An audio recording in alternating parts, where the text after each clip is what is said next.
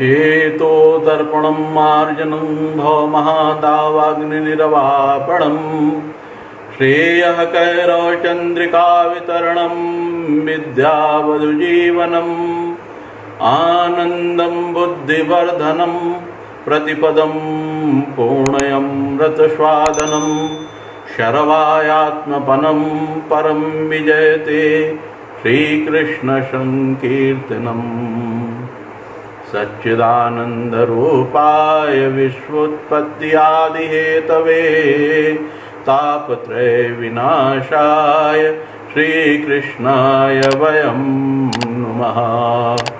कृष्णं नारायणं वन्दे कृष्णं वन्दे व्रजप्रियं कृष्णं द्वैपायनं वन्दे कृष्णं वन्दे प्रथासुतं। तप्तकाञ्चन गौराङ्गी राधे वृन्दावनेश्वरी वृषभानुसुते देवी प्रणमामि हरिप्रिये। हे कृष्ण करुणा सिन्धो दीनबन्धो जगतपते गोपेश गोपिकान्त राधाकान्त नमस्तुते। ओम नमो भगवते वासुदेवाय। अध्याय 8 भगवत प्राप्ति। अर्जुनवाच किं तद ब्रह्म किं अध्यात्मम् किं कर्म पुरुषोत्तम अधिभूतं च किं प्रोक्तम अधिदेवं किमुच्यते। अर्जुन ने कहा, हे भगवान, हे पुरुषोत्तम, ब्रह्म क्या है, आत्मा क्या है, सकाम कर्म क्या है, यह भौतिक जगत क्या है तथा देवता क्या है, कृपा करके यह सब मुझे बताइए। अधियज्ञः कथम कोऽत्र देहे अस्मिन् मधुसूदन प्रयाण काले चाकथम ज्ञेयो वसी नियतात्मभिः। हे मधुसूदन, यज्ञ का स्वामी कौन है और वह शरीर में कैसे रहता है और मृत्यु के समय भक्त में लगे रहने वाले आपको कैसे जान पाते हैं। श्री भगवान वाच अक्षरम ब्रह्म परमं स्वभावो अध्यात्म उच्यते भूत भावोद्भव करो विसर्ग कर्म संगितः। श्री भगवान ने कहा, अविनाशी और दिव्य जीव ब्रह्म कहलाता है और उसका नित्य स्वभाव अध्यात्म या आत्म कहलाता है। जीवों के भौतिक शरीर से संबंधित गतिविधि कर्म या सकाम कर्म कहलाती है। अधिभूतं क्षरो भावः पुरुषश्चाधिदेवतम् अधियज्ञो अहमेवात्र देहे देहव्रतां वर। हे देहधारियों में श्रेष्ठ, निरंतर परिवर्तनशील यह भौतिक प्रकृति अद्भुत अर्थात भौतिक अभिव्यक्ति कहलाती है। भगवान का विराट रूप जिसमें सूर्य तथा चंद्र जैसे समस्त देवता सम्मिलित हैं अधिदेव कहलाता है तथा प्रत्येक देहधारी के हृदय में परमात्मा स्वरूप स्थित मैं परमेश्वर अधियज्ञ अर्थात यज्ञ का स्वामी कहलाता हूँ। अंतकाले चामामेव स्मरण मुक्त्वा कलेवरम यह प्रयाति सामद्भावम याति न अस्ति अत्र संशयः।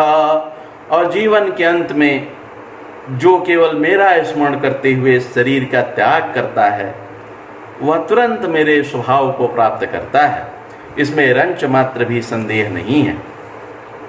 यम यम वापि स्मरण भावम त्यजन्ते कलेवरम तम तमेवैति कौन्तेय सदा तद्भाव भावितः। हे कुंती पुत्र, शरीर त्यागते समय मनुष्य जिस जिस भाव का स्मरण करता है वह उस भाव को निश्चित रूप से प्राप्त होता है। तस्मात् सर्वेषु कालेषु मामनुस्मर युद्ध चा मयि अर्पित मनोबुद्धिर माम एव यैष्यसि संशयः। अतएव हे अर्जुन, तुम्हें सदैव कृष्ण रूप में मेरा चिंतन करना चाहिए और साथ ही युद्ध करने के कर्तव्य को भी पूरा करना चाहिए। अपने कर्मों को मुझे समर्पित करके तथा अपने मन एवं बुद्धि को मुझ में स्थिर करके तुम निश्चित रूप से मुझे प्राप्त कर सकोगे। अभ्यास योग युक्तेन चेतसा न अन्यगामिना परमं पुरुषं दिव्यं याति पार्थान अनुचिंतयन। हे पार्थ, जो व्यक्ति मेरा स्मरण करने में अपना मन निरंतर लगाए रखता है तथा अविचलित भाव से भगवान के रूप में मेरा स्मरण करता है, वह मुझको अवश्य ही प्राप्त होता है। कविं पुराणं मनुशासितारं अड़ोहो वड़ीयांसं मनुस्मरेत् यह सर्वस्य धातारं अचिंत रूपम आदित्य वर्णम तमसः परस्तात्। मनुष्य को चाहिए कि परम पुरुष का ध्यान, सर्वज्ञ, पुरातन, नियंता, लघुतम से भी लघुतर, प्रत्येक का पालन करता, समस्त भौतिक बुद्धि से परे, अचिंत्य तथा नित्य पुरुष के रूप में करे।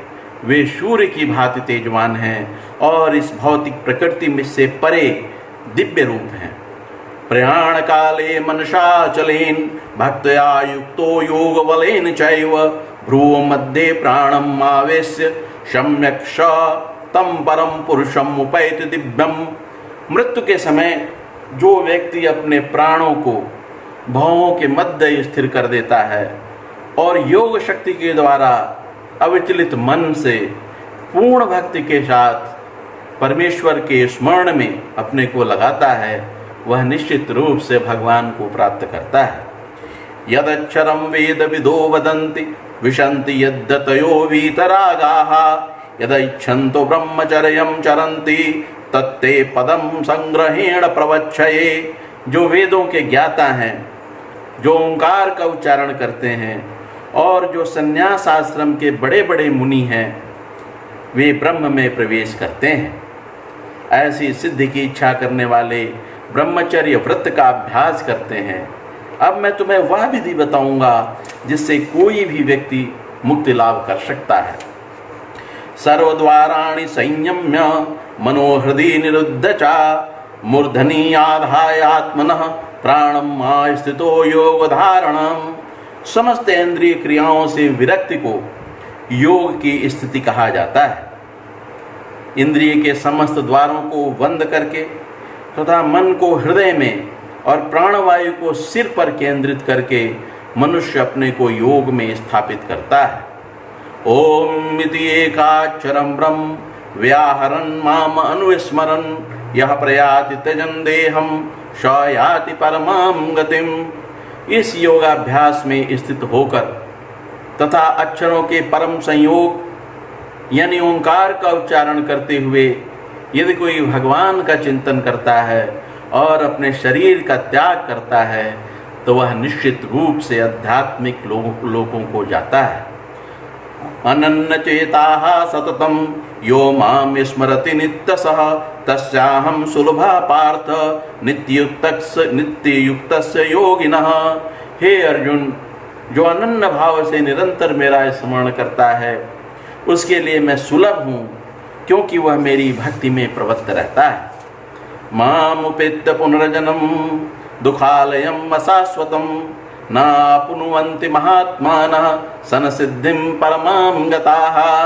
मुझे प्राप्त करके महापुरुष जो भक्ति योगी हैं कभी भी दुखों से पूर्ण इस अनित्य जगत में नहीं लौटते, क्योंकि उन्हें परम सिद्धि प्राप्त हो चुकी होती है। आ ब्रह्म भुवनान् लोकाः पुनरा आवर्तिनो अर्जुन मामुपेत्य तो कौन्तेय पुनर्जन्म न विद्यते। इस जगत में सर्वोच्च लोक से लेकर निम्नतर सारे लोक दुखों के घर हैं, जहाँ जन्म तथा मरण का चक्कर लगा रहता है। किंतु हे कुंती पुत्र, जो मेरे धाम को प्राप्त कर लेता है वह फिर कभी जन्म नहीं लेता। सहस्र युग पर्यंतम अहयत्त ब्रह्मणो विदुः रात्रिम युग सहस्रांताम ते अहोरात्र विदो जनाः।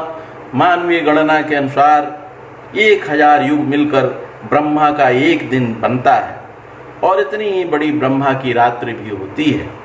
अव्यक्ताद् व्यक्तव्यः शर्वाः प्रभवन्ति अहः आगमे रात्र्यागमे प्रलीयन्ते तत्रैव अव्यक्त संगके। ब्रह्मा के दिन के शुभारंभ में सारे जीव अव्यक्त अवस्था से व्यक्त होते हैं और फिर जब रात्रि होती है तो वह पुनः अव्यक्त में विलीन हो जाते हैं।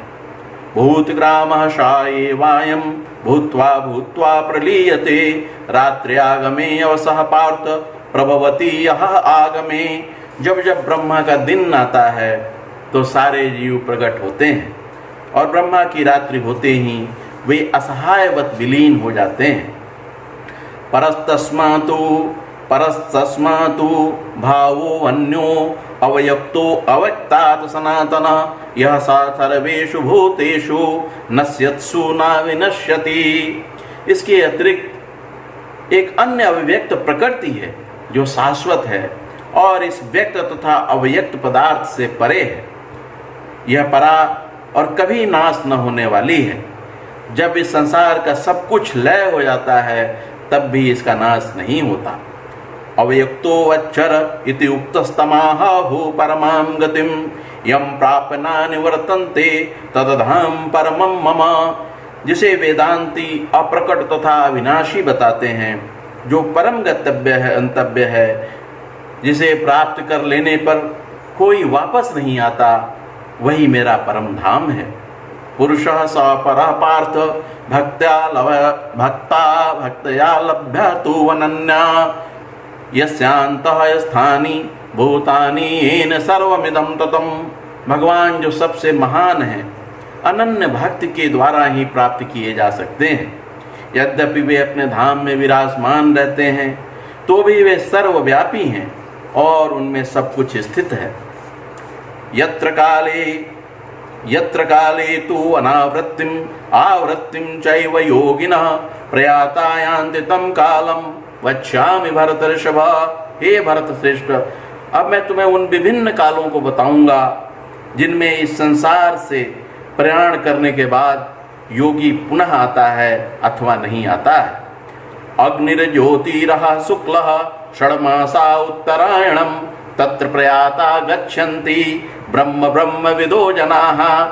जो पर ब्रह्म के ज्ञाता हैं वे अग्निदेव के प्रभाव में, प्रकाश में, दिन के शुभक्षण में, शुक्ल पक्ष में या जब सूर्य उत्तरायण में रहता है, उन 6 मासों में इस संसार से शरीर त्याग करने पर उस पर ब्रह्म को प्राप्त करते हैं। धूमो रात्रिस्तथा कृष्ण षड्मासा दक्षिणायनम तत्र चांद्रमसम ज्योतिर्योगी प्राप्य निवर्तते। जो योगी धूमें रात्रि कृष्ण पक्ष में या सूर्य के दक्षिणायन रहने के 6 महीनों में दिवंगत होता है, वह चंद्रलोक को जाता है, किंतु वहां से पुनः पृथ्वी पर चला आता है।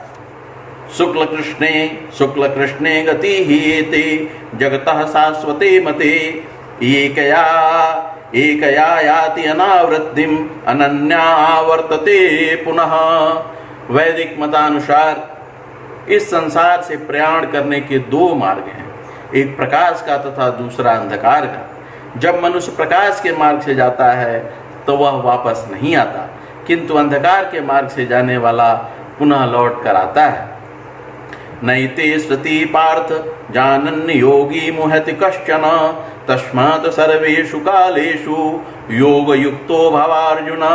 हे अर्जुन, यद्यपि भक्तगण इन दोनों मार्गों को जानते हैं किंतु वे मोहग्रस्त नहीं होते, अतः तुम भक्ति में सदैव स्थिर रहो। वेदेषु यज्ञेषु तपःसु चैव दानेषु यत् पुण्यफलं प्रतिष्ठम् अत्येति तत्सर्वमिदं विदित्वा योगी परम स्थानम उपैति चाद्यम। जो व्यक्ति भक्ति मार्ग स्वीकार करता है वह वेदाध्ययन, तपस्या, दान, दार्शनिक तथा सकाम काम करने से प्राप्त होने वाले फलों से वंचित नहीं होता। वह मात्र भक्त संपन्न करके इन समस्त फलों की प्राप्ति कर लेता है और अंत में परम नित्य धाम को प्राप्त होता है। ओम नमो भगवते वासुदेवाय। श्री कृष्णार्पणमस्तु।